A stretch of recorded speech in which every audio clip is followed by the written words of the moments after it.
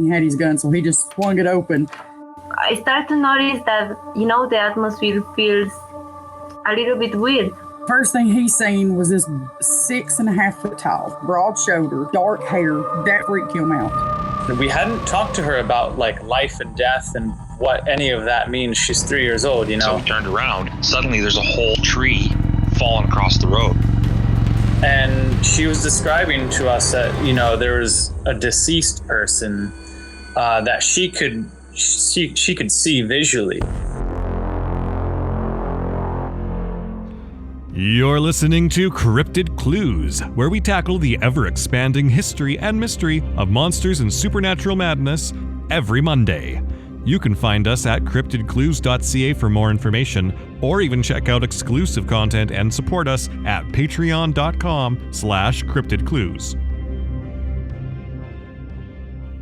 Hello everyone, welcome back to a new week and a new episode of Cryptid Clues. I am your host, Taylor, and today we'll be exploring two very peculiar cryptids. However, before we get into that, a few plugs. If you are a first-time listener or missed the past couple of weeks, go check out our feeds, because last week we released an episode that explores the Morag of Lake Morar, and prior to that, we took a look at a type of possible Sasquatch called the Vaterbabillon. Other than that, there's just a whole plethora of episodes and content that we've got on our feeds and our social media channels, so go check it out. I'm sure you'll find something that you'll really like. But with all of that said and done, let's get into this. Now, as I alluded to already, these two cryptids, while very different, would seem to have a baseline similarity, and maybe not just so by name, but also slightly in appearance. The Sheepsquatch and the Batsquatch. Now, I first heard about a Batsquatch from Reuben years ago, but this is my first time really exploring and getting to know what the Sheepsquatch is all about. So I'm going to start with that cryptid first. In doing so, this cryptid is going to take us to a place we are certainly familiar with, West Virginia in the United States. It's worth noting that the Sheepsquatch goes by a more common local name, the White Thing. And we're going to hone in on a specific location of these sightings in West Virginia. This location is the mountain range that lands between the Monongalia County, I hope I'm saying that right, and Marion County. This range is called Morgan's Ridge. Now, just to get it out in the open here, West Virginia is home to 6 national parks and about 35 state parks. The difference here is that state parks are protected areas very similar to national parks, but they're managed or owned at a subnational level. In this case, it's state, which is its political subdivision. Including government-protected parks like this is, at least it's opening my eyes to a plethora of new locations for wildlife on top of national parks. So just places that cryptids might want to lurk or hide in that otherwise I was just thinking, hey, national parks, but that's on a national scale. So dividing it up into different tiers of government, it opens up a lot more interesting areas that you can focus on. However, I digress. The Sheepsquatch, aka the White Thing, it's a very woolly-haired creature. It's had sightings occur across multiple West Virginia counties since the 1920s.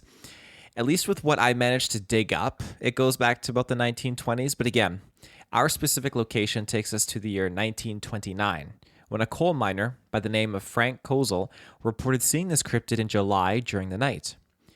He had finished an 11-hour shift at the Jordan 93 mine and began his long walk home.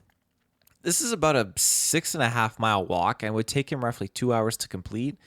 So as a shortcut, Kozel tended to take this path through the woods on Morgan's Ridge. It was about halfway through his trek when he bumped into it.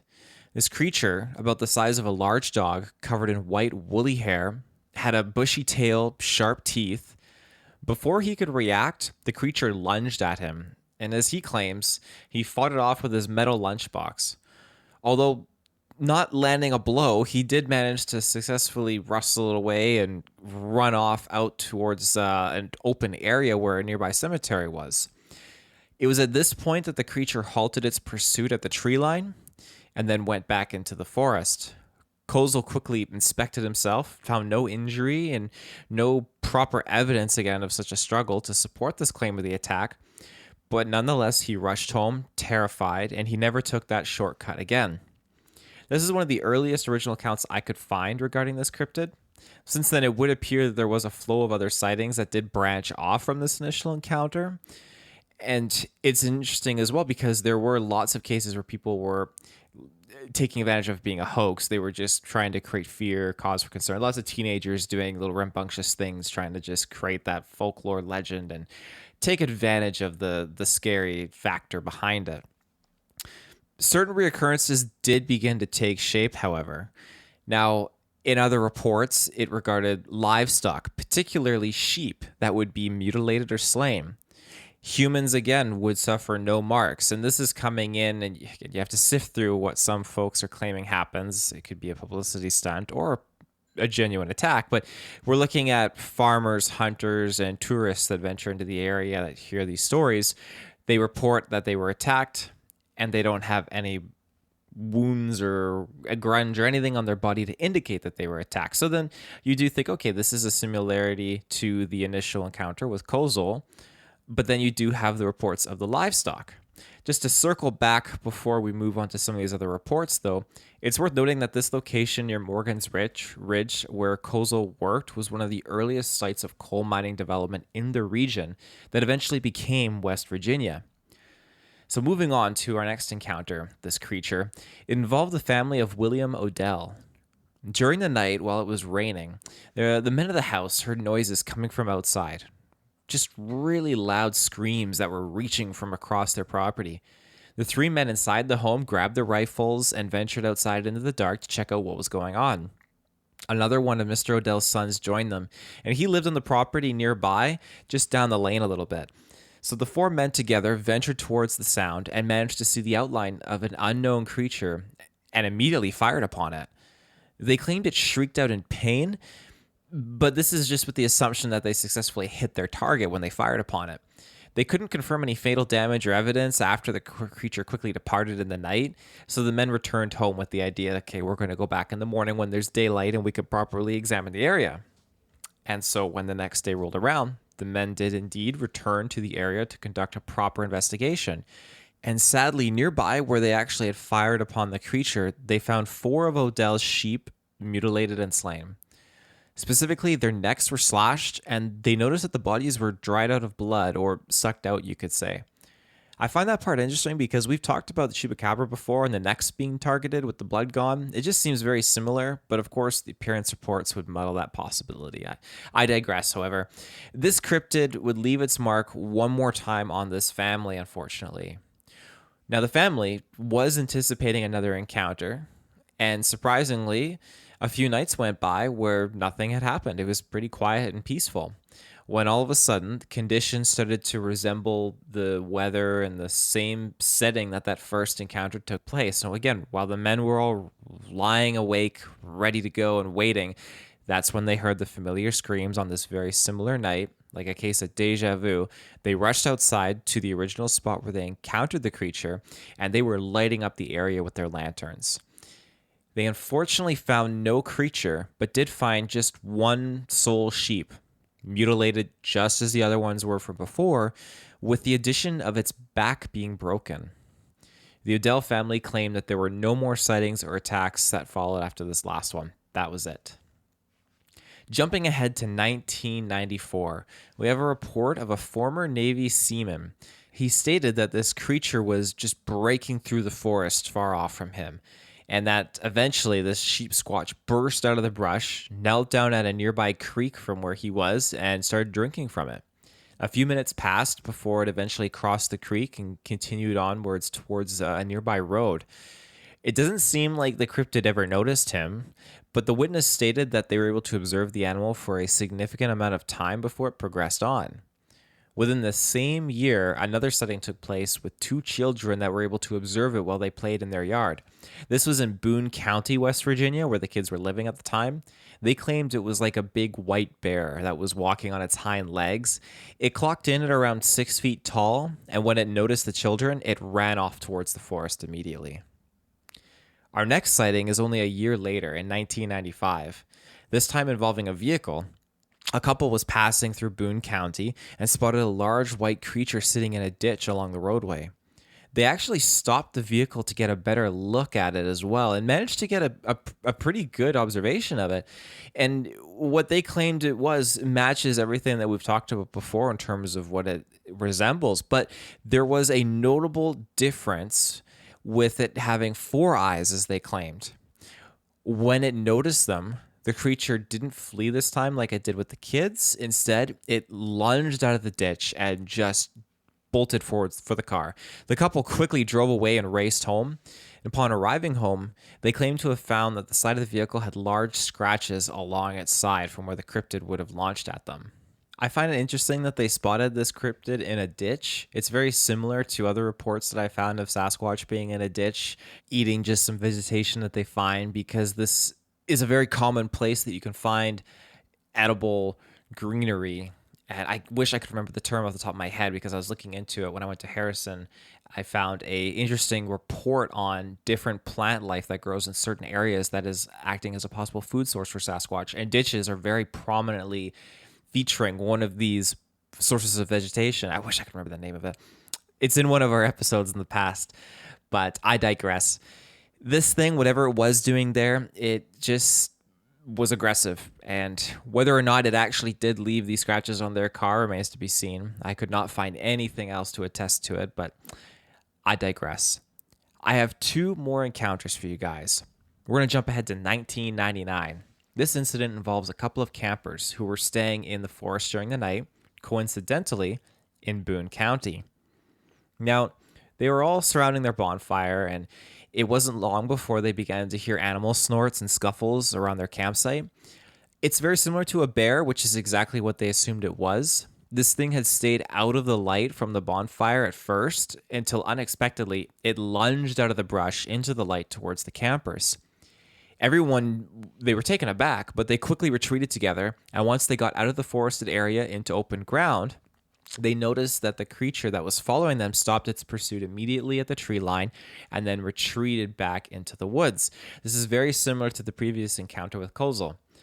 Now, they reported it made audible noises before it retreated back into the forest, and it wasn't until the following day when the sun was up that the campers felt comfortable to return to their campsite and inspect it.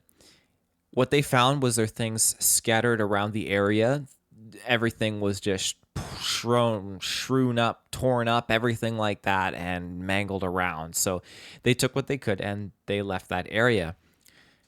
Our last sighting takes us over a decade ahead to the year 2015, which is fairly recent too.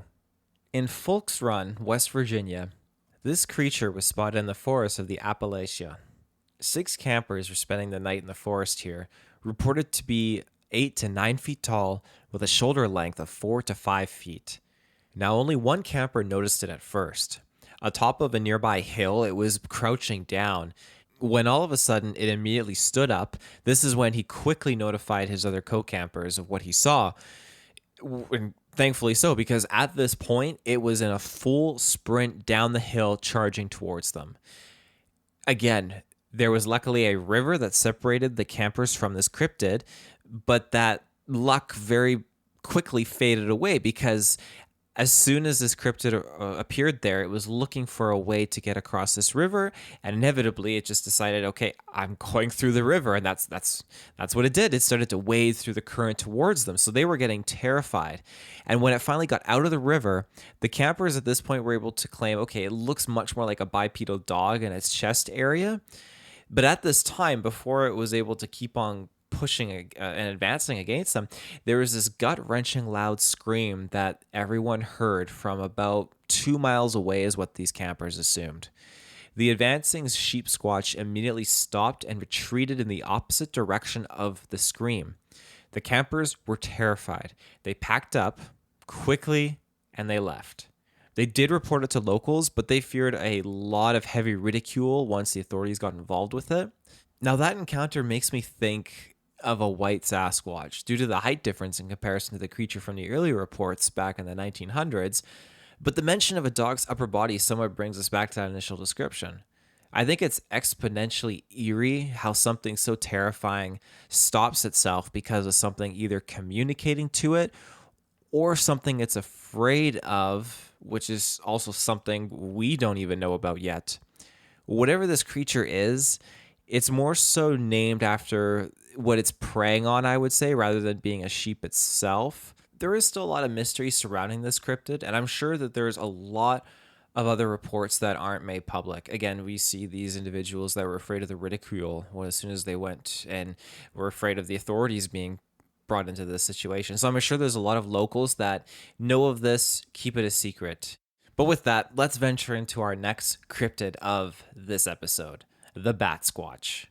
Reportedly to have yellow eyes, a dog-like muzzle, blue fur, and razor-sharp teeth, bird-like feet, and leathery bat-like wings. When standing upright, it clocks in at around 9 feet tall. Now, while I couldn't find an isolated location where this cryptid is prominently seen, I do have some sightings of this creature, and it starts back in 1994. Washington's Pierce County is where this occurrence took place. A man named Brian Canfield was driving when all of a sudden his truck unexpectedly just fuzzed out. It died on him. And that's when, out of nowhere, right in front of his vehicle, a large bipedal creature just dropped out of the sky. Brian says that it was very human-like with bat-like wings, and it departed as quickly as it came. But since then, it has not really been seen. At least it's not in the most greatest as detail that Brian had reported. Now, this sighting has largely been seen as a hoax by skeptics. Now, jumping ahead to 2009, near Mount Shasta, which you can check out our Mount Shasta episode on the feeds in California, several hikers witnessed a huge creature with leathery wings fly out of a crevice in the mountain. The hikers initially claimed its head resembled that of a pterodactyl, but after reevaluating their encounter, they claimed it could have been more like akin to a flying fox bat. This bat notably is one of the world's largest bats. It doesn't have the ability to echolocate, but it has very well developed eyesight. The wingspan is commonly found to be roughly 4 feet, however, so they also are not found in North America. This cryptid was reportedly having a 50-foot-long wingspan, so I have to wonder what else could the hikers have spotted that would maybe explain the wings and the head. Well, the head being more pterodactyl style doesn't really match what was first seen of Brian's encounter, and it's kind of standing out from the other encounters that we're going to get into here. It still has that wingspan that they claimed, and it still is an unknown. Jumping ahead to June 2011, a man by the name of Phoenix was in his backyard walking his dog when something appeared out of the sky. Now, he immediately grabbed his dog to protect it, and afterwards reported the following, and I quote, "I saw something flying in the sky. It had bat wings, blue fur. It had a face very similar and eyes that were glowing red. It was about 9 feet tall at least. After I watched, it just flew away." End quote. Strikingly similar appearance to what Brian had seen in his encounter. I don't want to say it's strikingly too similar, but it's very quick, and it is reaffirming some of the features that Brian had talked about. So this is wild, because if you aren't already familiar with it, Reuben and I have discussed the eye colors before on cryptids. Red eyes and yellow eyes. The first sighting that Brian had, he says that this thing had yellow eyes. This one appeared to have red. Very much in line with reports of Dogman and Bigfoot that we've discussed. And depending on what you believe, if you have that religious factor involved or something else entirely, depending on how they act and their mannerisms, it seems like the aggression seems to be very focused on red eye encounters. And while yellow eye encounters are definitely not devoid of any aggression, they seem to be a little bit more calm, I guess is the proper way to say it. Still very intense, but calm. At least in the way that people explain themselves feeling. Maybe less intimidated, less threatened in those situations, but still very, very scared and fearful for themselves. I digress, however. I keep saying I digress. It's my word of the night. Our last sighting has taken place on April 14th, 2014 at the Archbishop Hoban High School in Akron, Ohio. A second period Spanish class spotted a massive black shape pass by the window of the classroom at an accelerated speed. While there isn't any official relation to Batsquatch with this sighting, no proper discerning attributes, color of the fur, anything like that, it was just simply presumed due to the reported wingspan being 20 to 30 feet and the body being 9 feet tall. I did find the odd other sighting, one with a pilot flying near Mount Rainier, and he reportedly had seen something huge fly by his plane. But all in all, this cryptid has many theories surrounding it. And while I had first heard of it, like I mentioned earlier when Reuben told me about it, it still seems that this cryptid is shrouded in mystery, just like the Sheepsquatch. And these days, I reckon not many folks are really looking up as much as we used to when we have so many reasons to look down at our phones. I imagine winged cryptids are very appreciative of the extra lack of observation that we have in today's age. But one thing to end out on. Now, we did an episode a while back where I was joined by Cuillin on the show, and we discussed the ahool, which is a giant bat. And although in some cases it's claimed to be a flying primate, I would say it is possible. At least in my own humble opinion, it is possible. There is a fine line drawn where these two cryptids could be misidentified or identified as being the same thing. But I also feel like there's enough rapport here going on between those two cryptids to paint them in a picture of being at least something different regarding them being different cryptids, because I don't recall the ahool being blue and having a few of these other attributes that the Batsquatch has. But it's amazing how many winged cryptids there are reportedly out there. Thunderbird, Mothman, ahool, Batsquatch, just to name a few. And we haven't even touched upon UFOs going into that mix, but I digress. I want to know what you think of these two cryptids. Let me know in the comments. Send us an email, cryptidclues@gmail.com. You can find us on social media at X, formerly Twitter, YouTube, and Facebook. So until next time, everyone, take care and stay safe.